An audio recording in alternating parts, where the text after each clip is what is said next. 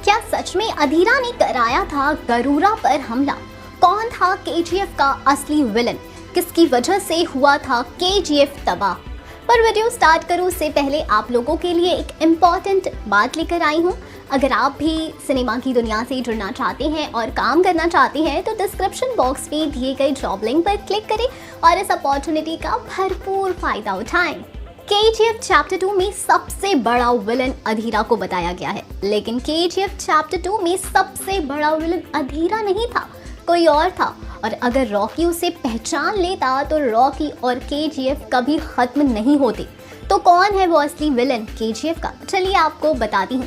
तो अधीरा कौन था? अधीरा सूर्यवर्धन का भाई और गरुड़ा का चाचा था।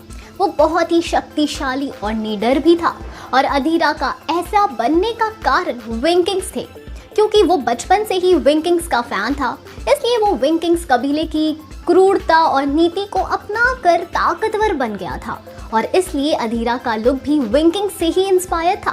खैर, अधीरा चाहे कितना भी ताकतवर बन जाए, लेकिन वो अपने भाई के लिए बहुत ही ईमानदार था।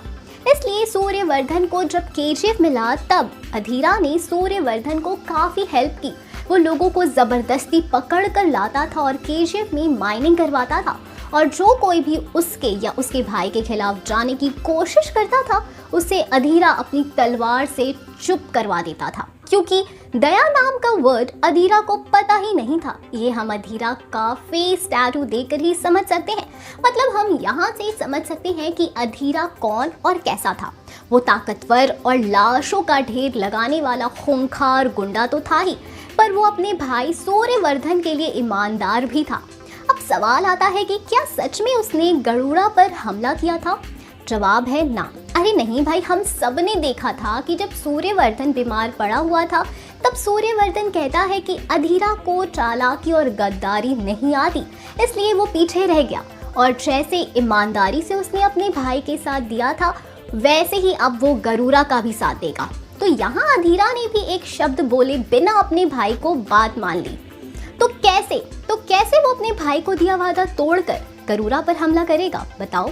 तो अब सवाल आता है कि कौन था जिसने गरुड़ा पर अटैक किया, और जब गरुड़ा ने अधीरा पर अटैक किया तो अधीरा वहां से कैसे बचा? तो देखो, जब से सूर्यवर्धन बीमार पड़ा था तब से एक पाखंडी चोरी छुपे अपनी चाल चल रहा था और किसी को इसकी खबर भी नहीं थी, और वो है गुरु पंड्यन। हमने तो पहले भी कहा है कि ये भाई साहब पर भरोसा कतई नहीं किया जा सकता। सूर्यवर्धन गरुड़ा को केजीएफ का सिंहासन देते ही गुरु पंड्यन गरुड़ा के ऊपर अटैक करवा देता है और सारा इल्जाम अधीरा के ऊपर लग जाता है, जबकि अधीरा को तो इस बात की खबर तक नहीं थी। और फिर गरुड़ा भी भड़का और उसने अधीरा के ऊपर हमला करवाया, और यहाँ पर गुरु ने वापस से अपनी चाल चलते हुए अधीरा को पहले ही कार से बाहर निकाल दिया। इसका मतलब आप समझे ना, किसने करवाया था गरुड़ा पर हमला? अधीरा अभी तक जिंदा कैसे था? पर एक बात समझ नहीं आ रही कि इतनी चाल चलने के बाद भी गुरु पंड्यन को मिला क्या? सिर्फ गोली। रॉकी खुल्लम खुल्ला पार्लियामेंट में आकर रमिका सेन के सामने उसे मार कर आ गया। और गुरु पंड्यन ने इतना ही नहीं, और भी कई सारे खेल खेले हैं, जैसे रॉकी के बारे में एंड्रयू को बताकर उसे केजीएफ में भेजना, केजीएफ में गरुड़ा के मरने के बाद अधीरा को बुलाना और केजीएफ के अंदर छुपकर घुसने का रास्ता तक बताना। मतलब अधीरा तो यूं ही बदनाम है, असली खिलाड़ी तो गुरु पंड्यन है, जिसकी वजह से अधीरा और गरुड़ा के बीच में दरार आई। इसकी वजह से अधीरा को कई सालों तक छुप के रहना पड़ा। इसकी वजह से रॉकी केजीएफ में आया और इसी की वजह से अधीरा वापस केजीएफ के अंदर गया।